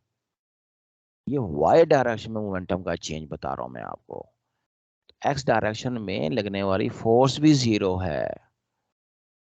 ये पॉइंट्स हैं छोटे छोटे, इनको याद रखिएगा। ये वाई डायरेक्शन में rate of change of momentum. ठीक है, अब आगे चलें। दो केसेस हैं प्रोजेक्टाइल मोशन के, एक हॉरिजॉन्टल प्रोजेक्टाइल है, एक ओब्लिक है। हॉरिजॉन्टल मतलब किसी बॉडी को आपने किसी हाइट से नीचे फेंका, ये केस नंबर 1 है, और ये केस नंबर 2 है। केस नंबर 1 में आपको मालूम करने हैं एक तो एक्स और वाई डिस्प्लेसमेंट के फॉर्मूले और वेलोसिटीज के फॉर्मूले, एक्स और Y velocities and final velocity. इसमें जो इक्वेशन लगती है डिस्टेंस निकालने के लिए, first equation of motion and second equation of motion, लेकिन एक्स और वाई कंपोनेंट की शक्ल में। ये आपके पास second equation of motion X component की शक्ल में, और इसी तरह वाई कंपोनेंट की शक्ल में जब इसको हम लगाएंगे तो यहां लगेगी ये वाली नीचे वाली। अच्छा, एक्स डायरेक्शन में ए एक्स जीरो होगा, ये लिखा हुआ है नीचे देखें, तो फॉर्मूला बनेगा खाली वी आई एक्स टी। ये इसको मैं कह सकता हूँ X is equal to V I X T, या खाली वी एक्स टी भी लिख सकता हूँ। ठीक है, ये इसकी हॉरिजॉन्टल रेंज है। और दूसरे उसमें बनेगा y is equal to half G T square, ये हम पहले भी पढ़ चुके हैं, सेम चीज बनेगी। यहां से आप टाइम निकालेंगे हाफ जी टी स्केयर के फॉर्मूले से, 2y/g का अंडर रूट, ये टाइम आएगा, इसको ऊपर पुटअप कर दें तो x का फॉर्मूला बन गया vx अंडर रूट 2y/g। ये ना भी बनाओ फॉर्मूला, बस आपको ये दो फॉर्मूले जो बने हुए ओरिजिनल, एक ये वाला एक ये आते हो, तो आपस में इंटरचेंज करके आप वैल्यूज निकाल सकते हो। जो ओब्लिक ड्राइंग आपका, ओब्लिक आपके पास प्रोजेक्टाइल है, उसका एंगल 0 से बड़ा 90 से छोटा होता है। अच्छा, एक तीसरा केस भी होता है वर्टिकल प्रोजेक्टाइल। अगर ये डिस्कस ज्यादा नहीं होता, लेकिन एमसीक्यूज में इसका जिक्र आ जाता है। इसका थीटा 90 डिग्री होता है, तो जो फ्री फॉर्म में बॉडी को उछालते हैं वो ऊपर से नीचे आता है। इसकी रेंज 0 होती है, लेकिन इसकी हाइट मैक्सिमम पॉसिबल होती है तमाम प्रोजेक्टाइल्स में। अच्छा, यहां पर जो ओब्लिक प्रोजेक्टाइल है, इसका x component of velocity constant, और वेलोसिटी का जो एक्स कंपोनेंट है वो कांस्टेंट होगा। इसको हम कैसे निकालेंगे? V F X V I X, ठीक है, माइनस जी टी। अब यहाँ जी फिलहाल जो नहीं लगेगा, इसको हम लिखेंगे पहले ए एक्स टी लिखेंगे, और ए एक्स आपको पता है 0 होता है, तो ये चीज 0 हो जाएगी। तो V F X final velocity का X component V I X या V I cos of theta के बराबर है। इसको मैं वी एफ एक्स को वी एक्स भी ले सकता हूँ। इसी तरह V F Y V I Y minus A Y T होगा, जो कि वी आई साइन थीटा माइनस जी टी बनेगा। इसको वी वाई कह सकते हैं। ये वेलोसिटीज आ गई। इसी तरह जो वेलोसिटीज का केस लेफ्ट वाले में, यानी ऊपर से नीचे आते हुए केस में, V F X is equal to V I X plus A X T. A X 0 होता है, तो फाइनल वेलोसिटी का एक्स कंपोनेंट इनिशियल वेलोसिटी के एक्स कंपोनेंट के बराबर, इसमें कोई चेंज नहीं। अब y कंपोनेंट की बात करते हैं, V I Y A Y T. अब वी आई वाई 0 है, बॉडी को आपने हॉरिजॉन्टली फेंका है, ऊपर नहीं फेंका, तो वी एफ वाई हो जाएगा जी टी के बराबर, क्योंकि ये जी बन जाएगा। ये फाइनल वेलोसिटी आ गई। अब यहाँ पे फाइनल निकालनी हो तो वी एफ एक्स का square plus V F Y का स्केयर, यानी अंडर रूट वेलोसिटी के एक्स कंपोनेंट इनिशियल वेलोसिटी के एक्स कंपोनेंट का स्केयर और जी टी का होल स्केयर, फॉर्मूला आना चाहिए। फॉर्मूला भी एमसीक्यू में पूछा जा सकता है। ये हो गई चीजें। अब इसके बाद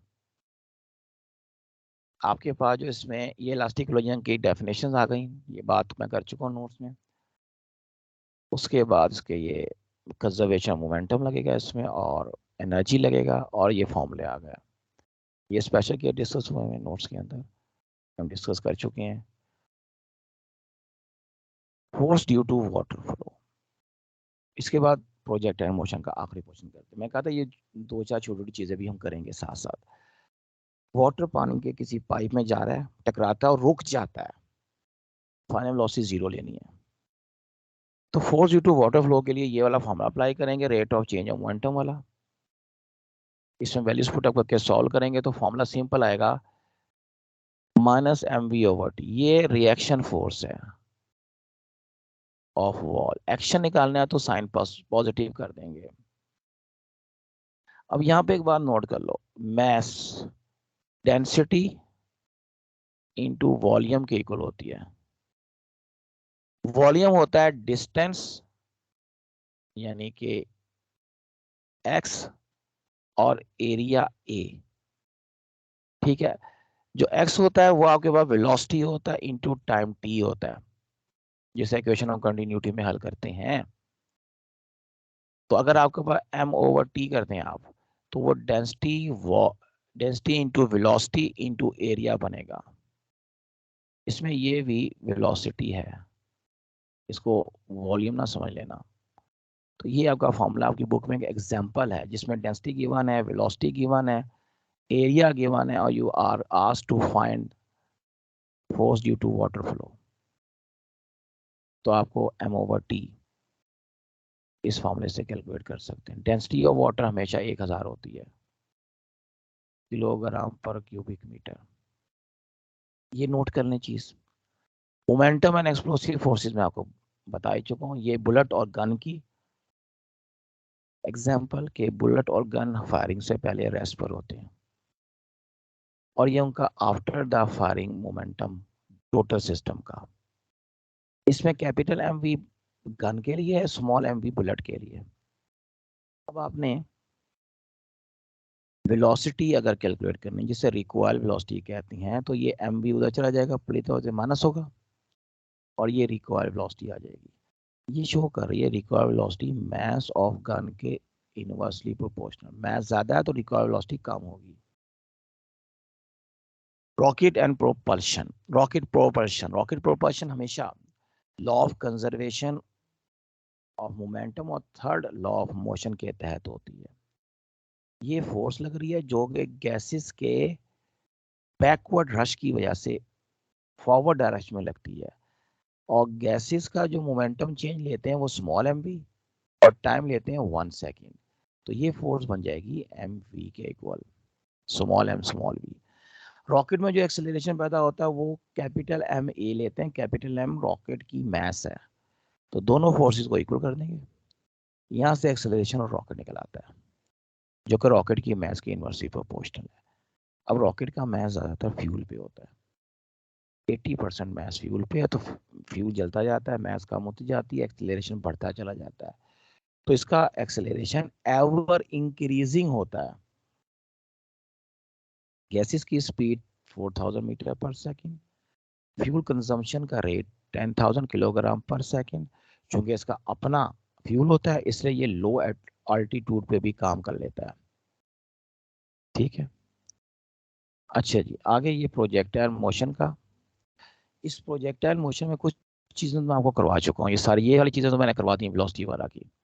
ये वेलोसिटी का फॉर्मूला है आपके पास। अगर आप ओब्लिक प्रोजेक्टाइल में भी ये वाला फॉर्मूला अप्लाई कर दें, वी एफ एक्स के plus V F Y square.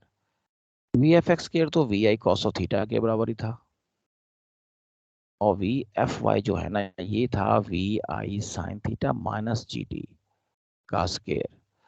अब इस स्केयर को ओपन करके जब हल करोगे तो ये वाला फॉर्मूला आता है। फॉर्मूला बस एमसीक्यू के लिए आपको आना चाहिए, ठीक है।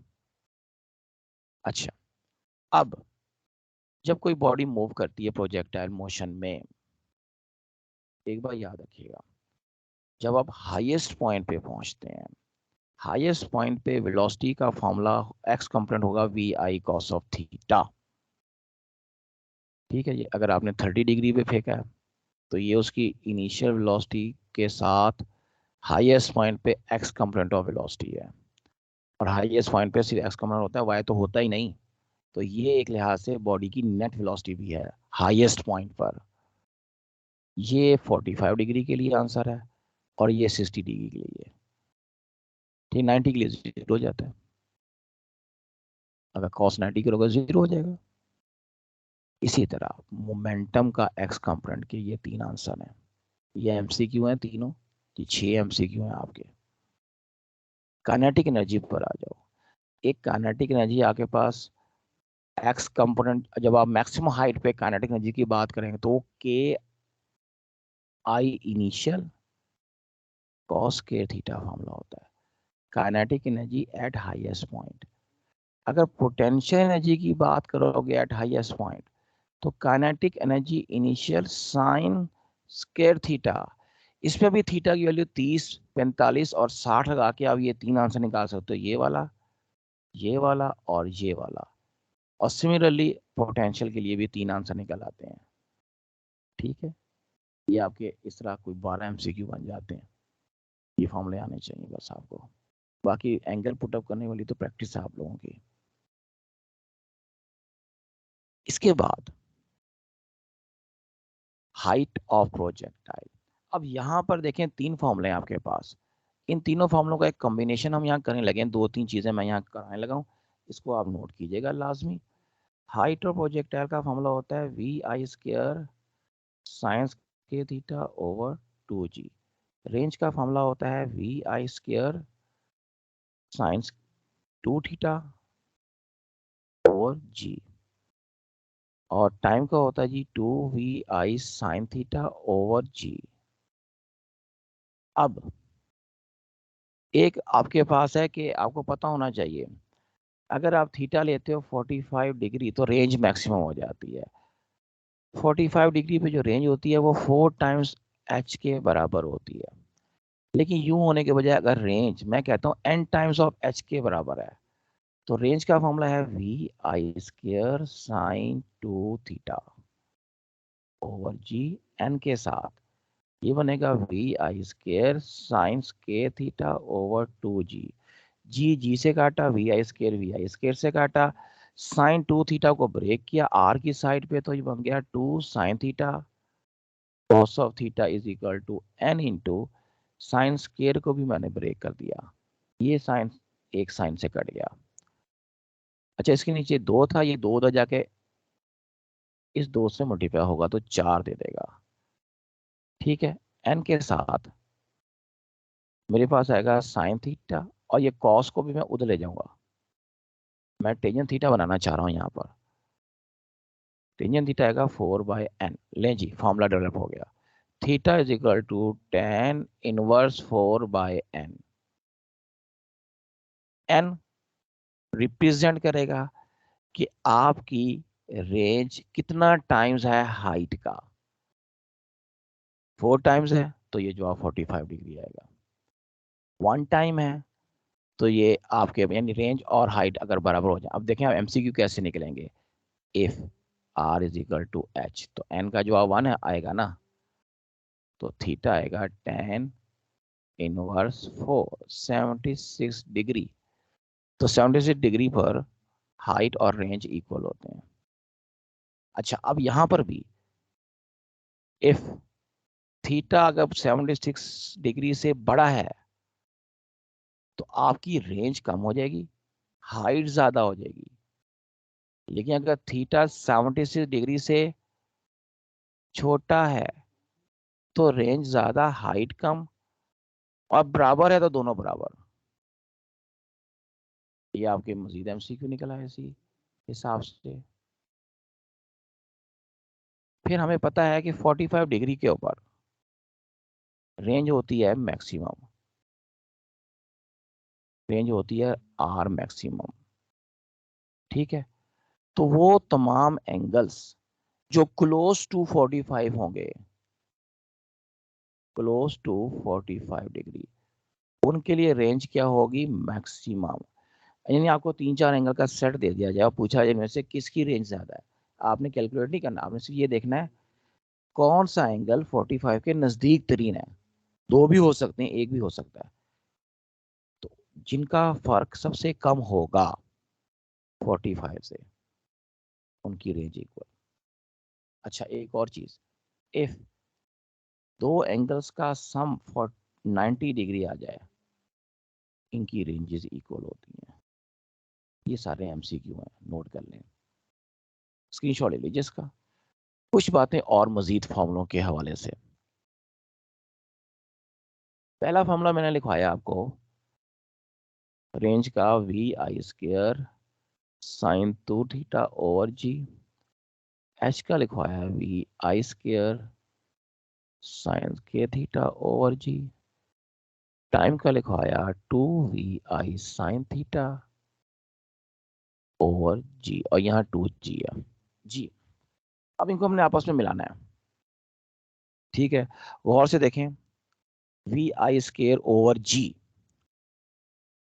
यहाँ पर है वी आई स्केयर ओवर जी मौजूद है हमारे पास, ठीक है। इधर आ जाएगा आपके पास साइन 2 थीटा है। हाइट के फॉर्मूले में आए, वी आई स्केयर ओवर जी साइंस के थीटा ओवर 2 है इधर, तो ये चीज तो कॉमन आ गई। इसकी मैं वैल्यू निकालूं तो ये बनेगा 2h ओवर साइंस के theta is equal to V I square over G, ये चीज आती है।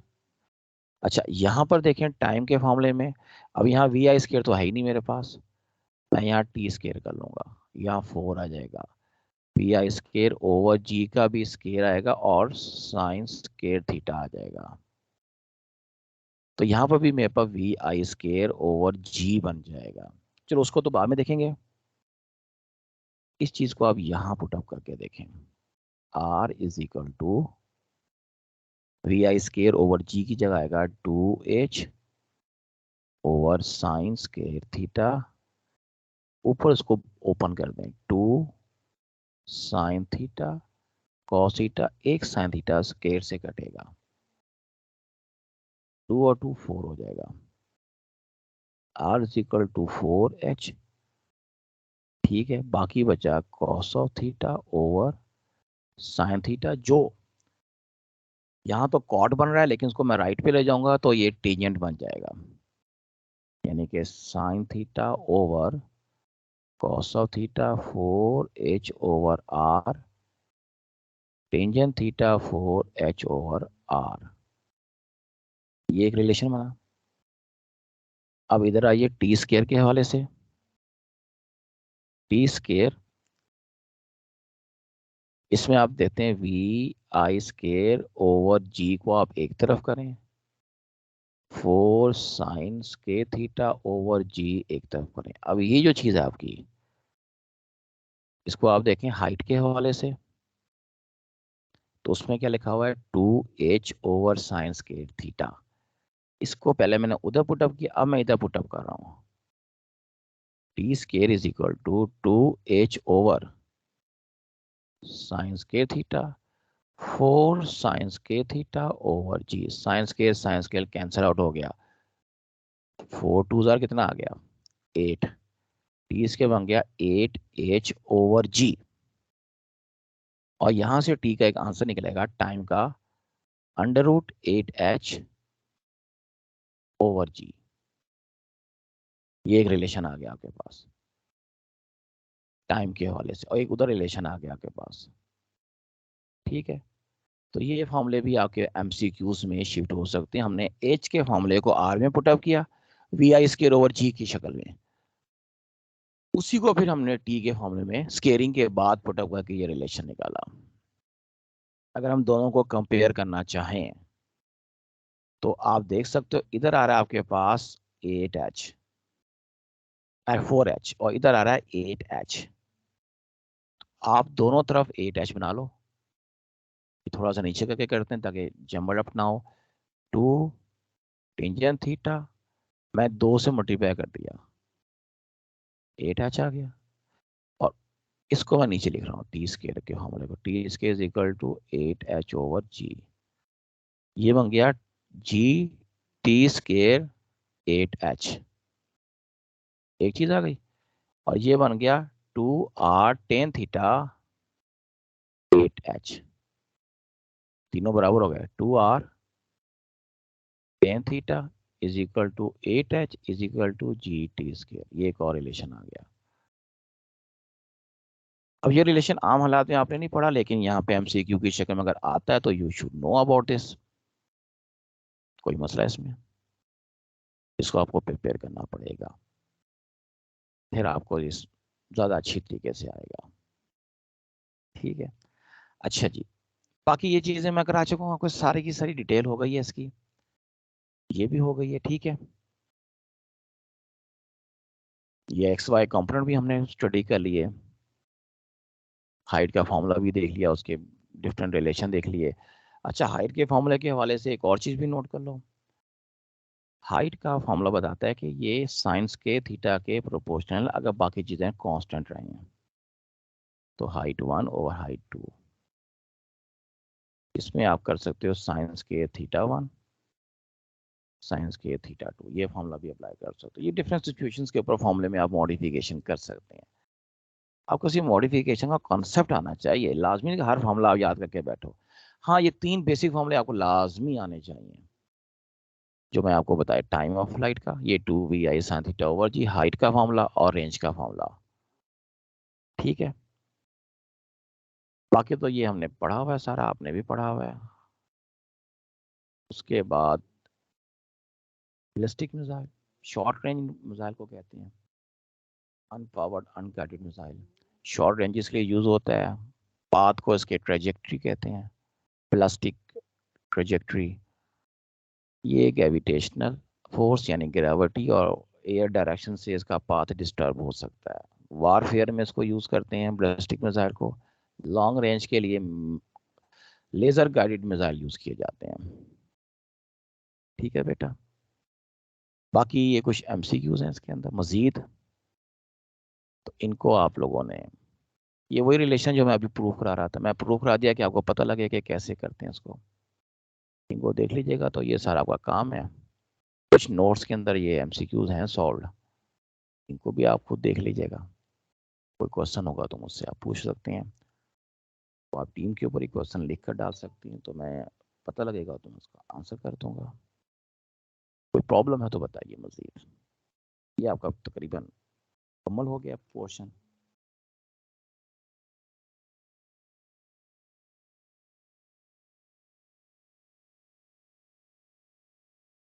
ये क्वेश्चन तो मैंने आपको बता दिए थे, ये सारे कुछ क्वेश्चन हैं इसके। अब आप देख सकते हो ज़्यादातर इसमें फॉर्मूला जो लग रहा है इम्पल्स का लग रहा है। ये वेलोसिटी के जो आपको स्पीड, एवरेज स्पीड के जो फॉर्मूले बताए, ये उनकी कैलकुलेशन या उनके एमसीक्यूज हैं, उसी के ऊपर ये न्यूमेरिकल है आपके। ये आपके टेस्ट के न्यूमेरिकल है, मैं आपको अभी से दिखा रहा था कि आप देख लें, आपके अटेम्प्ट करने हैं। ये सारे केसेस हमने कमोबेश कर लिए हैं, इनमें कोई ऐसी, हाँ ये एक न्यूमेरिकल है ट्रेन वाला, देख लें अभी आप। एक ट्रेन है, 100 मीटर उसकी लंबाई है, 200 मीटर का इसने ब्रिज क्रॉस करना है, 72 किलोमीटर पर आवर की स्पीड से जा रही है। टाइम कितना लगेगा ब्रिज क्रॉस करने में? वही एवरेज स्पीड का मामला है, total distance over total time. अब टोटल डिस्टेंस जो कवर होना है उसमें ब्रिज की लंबाई भी शामिल है, ट्रेन की लंबाई भी शामिल है। तो 100 में 200 ऐड करोगे तो आपका जो टोटल डिस्टेंस है वो 300 आएगा इसके अंदर। और टाइम स्पीड गिवन है 72, उसको मीटर पर सेकंड में कन्वर्ट करो और उसके बाद ये फॉर्मूला लगा दो, आंसर आपका 15 सेकंड आ जाएगा। ठीक है, बाकी ये आपको मैंने अभी बता चुका हूँ वेलोसिटी की रेशो वाला। स्लोप की रेशो से आपने डिस्प्लेसमेंट टाइम ग्राफ में वेलोसिटीज मालूम करते हैं और वेलोसिटी टाइम में एक्सेलरेशन मालूम कर लेते हैं, उनकी रेशो मालूम कर लेते हैं, सिंपल। बाकी ये सब चीज़ें आपकी हो गई हुई हैं। अब जिस तरह ये क्वेश्चन है, ये कॉइन्स रखे हुए हैं कुछ, और आपसे पूछा ये जा रहा है कि जो पांचवा coin, reaction of fourth coin counting from bottom on fifth coin. पांचवा कॉइन का मतलब ये है कि टोटल अगर 9 है, चौथे कॉइन का आप रिएक्शन देखना चाहते हो तो इसके ऊपर तो 5 बाकी बचे यहां से यहां तक। हर कॉइन का मैस अगर mg है तो 5 कॉइन्स का मैस 5 mg हो गया, तो 5 mg रिएक्शन होगा। ठीक है, चौथे के ऊपर 5 mg का वजन लग रहा है, तो 5 mg का रिएक्शन शो करेगा। ठीक है बेटा जी, कोई सवाल तो नहीं हो? ये बस कुछ एमसीक्यू में दिखा दिया कि जो आपने पढ़ा है इसकी बुनियाद पे एमसीक्यू आपके हल हो सकते हैं क्वाइट इजीली। लेकिन यही बात है कि आपको कॉन्सेप्ट्स आने चाहिए। जी